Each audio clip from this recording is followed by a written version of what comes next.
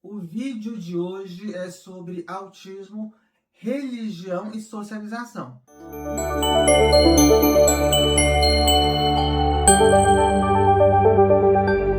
Porque na nossa vivência, a gente vai esmiuçar aqui, eu, Sofia Mendonça e mamãe, Selma Sueli Silva. a gente vai esmiuçar como que a religião, na nossa vivência, está muito ligada à socialização. E a gente pensa, né, a gente vê isso acontecendo também no cotidiano de várias pessoas autistas que a gente encontra em eventos, que escrevem para a gente vê que há um desejo genuíno de muitas igrejas ou instituições religiosas de vários credos. Eu, por exemplo, e a minha mãe somos budistas, a gente vai explicar isso mais para frente, como que se deu então essa nossa chegada ao budismo, o que é o budismo exatamente para quem não conhece. Mas a gente vai percebendo em várias religiões esse desejo, então, de acolher pessoas neurodivergentes, pessoas diferentes, ao invés de simplesmente criticar e ir para aquele estigma anterior que a gente tinha muito de, sei lá, pessoa... de ver como alguém menor, quase que para incentivar a fé das outras pessoas. Ah, coitadinho, pelo menos a gente não é assim, sabe? Não, gente, agora as religiões estão tendo que se atualizar, mas resgatando essa essência original de cuidado, de amor, de benevolência e de compaixão.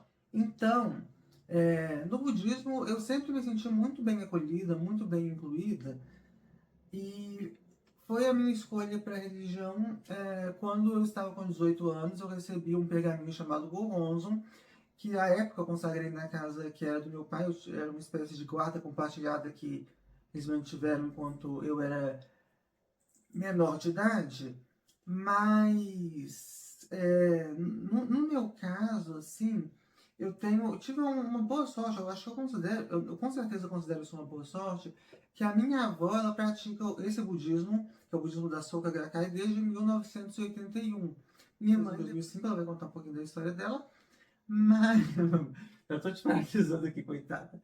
Mas daqui a pouco a mamãe vai começar a falar. Mas eu mesma só comecei a praticar bem depois. E por quê? Quando a minha mãe, ela mesma recebeu esse Gohonzon, ela mesma se converteu à prática do budismo, eu estava com 8 anos. Então foi 10 anos antes de eu mesmo me converter. Só que naquela época, eu fui a uma reunião de crianças, nem eram jovens, eram criancinhas mesmo, pessoas bem pequenas assim, da minha idade, 8, 10, um pouco mais velhas. E aí eu amei aquela reunião, porque era uma matéria muito rica, muito profunda, e eu já gostava de estudar algumas coisas que ao mesmo tempo me tirassem do cotidiano, mas explicassem também coisas desse cotidiano, sabe? E aí, essa matéria que eu era sobre os 10 estados de vida, mais sobre isso depois desse vídeo, mas eu fiquei muito empolgada, e aí falaram assim, nossa, na próxima reunião você que vai fazer a matéria. Sabe o que aconteceu, né? O que aconteceu, mamãe? Sumiu, Nunca nunca mais mais voltei. voltou. Exatamente. E na minha adolescência, então, eu fui, em tese, me afastando... Aliás, eu me afastei total dessa prática mais altruística, de organização, assim, de reunir com pessoas na minha adolescência. Minha mãe sempre me convidava, mas eu era muito resistente em praticar, porque eu era muito rebelde, eu era contra as religiões organizadas. Hoje eu vejo que a gente pode ter, né, uma ponderação, assim, que tudo tem funções e disfunções. A gente tem que se conectar com o melhor de cada coisa. E a religião surge para a gente evidenciar o melhor da gente e se conectar também com o melhor do outro. Por isso que eu acho que a religião é uma coisa muito importante, a espiritualidade, talvez melhor dizendo, na vida de qualquer pessoa. Mas, e nesse contexto, eu comecei, aos 17 anos, sentir que eu estava num período muito mais difícil da minha vida, e por muito conteúdo na escola, mas eu estava melhorando algumas coisas. Minha mãe me protegia muito, me ajudava muito, e eu pensei assim, gente, eu vou recitar esse mantra, que era o mantra do budismo, né? E assim, muita coisa mudando na minha vida para melhor depois que eu passei a seguir esses valores, esses preceitos. Então, eu comecei a ir às reuniões e nunca mais parei. Eu conheci o budismo ainda na adolescência e acompanhei minha mãe, acompanhei muitos anos as reuniões, achava interessante. Como a Sofia, eu também amo estudar e o budismo, ele caminha para e passo também com a ciência. Então eu encontrei respostas para as muitas questões que até então eu não tinha essas respostas, e só me dei conta, né, depois de muito tempo, que eu podia me tornar membro dessa organização, né?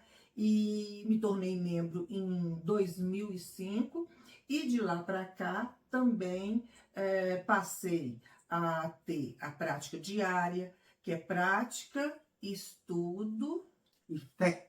e fé. E aí passei a ter isso como meta do pilar que sustentasse essa minha fé. E hoje, a bem da verdade, eu não sei o que seria de mim se não fosse esse estudo constante para a gente não virar fanático, essa fé inabalável e essa prática, porque a gente precisa exercitar para não enferrujar e exercitar junto aos nossos. Me tornei membro. Com certeza. Esse ano eu completei 9 anos, então ano que vem eu já tô, que eu fui em 2015. Ai, você faz 20, né? Ano que vem. 20 anos de prática e 10 anos de prática budista, então. Mas algo que talvez, né, possa estar chamando a atenção de vocês, que a gente vai entrar mais nesse tema da socialização, mas assim, o budismo, só para explicar para quem, nossa, elas são budistas, é uma coisa muito diferente, mas não é tão diferente assim não, gente. É porque, na minha cabeça, e eu acho que pesa um pouco falar de eu ser autista aí sim, que de gostar de umas coisas que fazem mais sentido pro que eu considero lógico, pro que eu estudo e pro que eu percebo na interseção de várias coisas, e acho que minha mãe pensa também dessa forma, eu vejo mais sentido como que o budismo materializa essa ideia dessa força divina, que para algumas pessoas, no catolicismo, então tem o nome de Deus, tem essa referência de Jesus, mas como é uma religião, no caso do budismo oriental, a gente não tem tanta referência, então, de figuras que são muito presentes na filosofia ocidental. O que o budismo prega, então, não é um conceito de Deus. O Buda não é um Deus, não é um ser transcendente. O Buda, posso ser eu, posso ser a minha mãe. O que o budismo prega é que existem 10 estados de vida que são como oscilações do humor que as pessoas podem apresentar. Só que essas mudanças de humor, elas interagem entre si. Então pode ser que, por exemplo, quando eu estou com muita ira, eu também manifesto o estado de Buda, que é o estado mais alto dessa hierarquia. Então, assim, quando eu estou com ira e manifesto o estado de Buda, eu não tenho a ira para destruir algo, mas para ter energia e fazer talvez uma revolução pacífica. Gandhi, a gente sempre cita esse exemplo de quem fez a diferença mesmo estando no estado de ira, porque manifestou dentro de um estado mais elevado.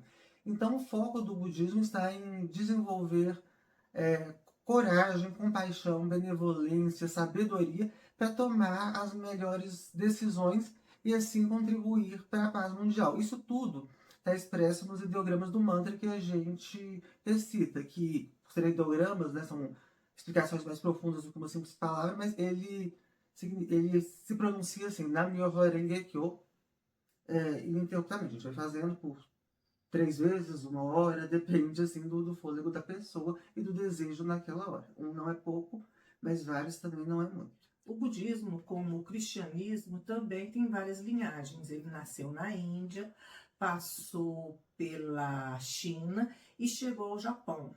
No Japão, ele, no século XIII, nasceu Nichiren Daishonin, e a gente pratica o budismo de Nichiren Daishonin.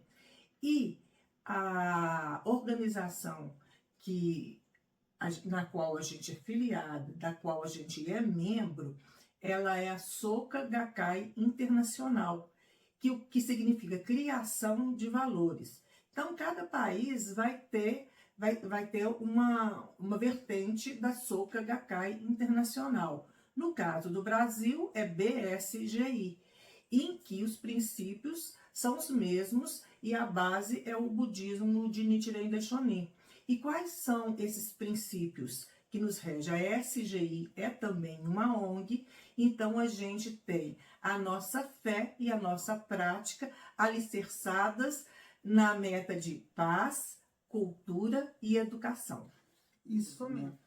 E, na verdade, a ideia desse vídeo surgiu porque eu fui num evento da BSGI, então, um evento de jovens budistas por essa paz, cultura e educação, Foi um evento lindo, uma convenção cultural maravilhosa, apresentações incríveis, uma super produção e relatos assim que eu chorei demais. E aí me deu vontade de perceber como que a minha socialização cresceu enquanto eu estive no budismo. Por quê? A primeira coisa é que estar com jovens no budismo, e imagino que seja assim em outras religiões, e cada um, né, interprete e transponha para a sua prática religiosa, caso tenha uma. Mas estar com esses jovens me fez. São pessoas que a gente chama no budismo de Taidoshin. São pessoas diferentes, são características muito distintas entre si, mas que têm o mesmo propósito, o mesmo objetivo. Então, quando a gente se conecta com esse propósito, com esse objetivo, a gente está sempre incentivando uns aos outros. Então, a gente tem grupos no WhatsApp, por exemplo, da Academia Índigo, que foi outro evento que eu fui e que eu mantive contato com essas pessoas. A gente está sempre mandando nossas vitórias, nossos relatos, incentivando uns aos outros. Isso, para mim, é muito importante. E uma outra possibilidade também que me trouxe muita socialização dentro do budismo foram os grupos horizontais. No caso, eu faço parte do Taika, que é um grupo de dança com a minha blusinha rosa lá. E é um grupo maravilhoso que foca, né, em unir a arte e o humanismo por meio dessa linguagem artística que é a dança. Lá eu tenho contato com outras jovens, garotas, e a gente está sempre trocando nossas figurinhas para não só para a nossa própria vida, mas também para ser melhor na sociedade, ser sempre uma presença que crie valor. Isso. Para mim também foi assim um treinamento. Quando eu me tornei membro da SGI, a gente é treinado dentro da organização para ser o melhor também em sociedade. Não adianta ser um Buda, uma pessoa que conhece, que se ilumina, que percebe as coisas, que joga a luz na escuridão fundamental, debaixo da árvore bode lá no alto da montanha. A gente tem que fazer diferença na sociedade. E, por causa disso, eu fui recebendo treinamentos e fui também sendo, que eles chamam, né, forjar a melhor pessoa que possamos ser, através desse estudo e dessa prática. E dentro do budismo, como organização, existem cargos de liderança que você pode pretender e atuar ou não, porque ninguém vai ser obrigado a nada, mas que eu aceitei vários desafios e fui aí também fazendo esse treinamento. Hoje eu faço parte da coordenação de educação, na qual a gente estuda, a Sofia também faz parte, Sim. a gente estuda profundamente a educação humanística, porque a gente acredita que a base para toda essa transformação, para que a gente seja melhor como valores humanos, seja a educação. Porque a nossa meta é sempre, o nosso objetivo é sempre o mesmo, criar valores humanos que façam diferença positiva para criar e construir uma sociedade mais digna, humana, justa, igualitária, equânime e humanística ou humanizada. Nossa, perfeito. Minha mãe fala, fica até arrepiada.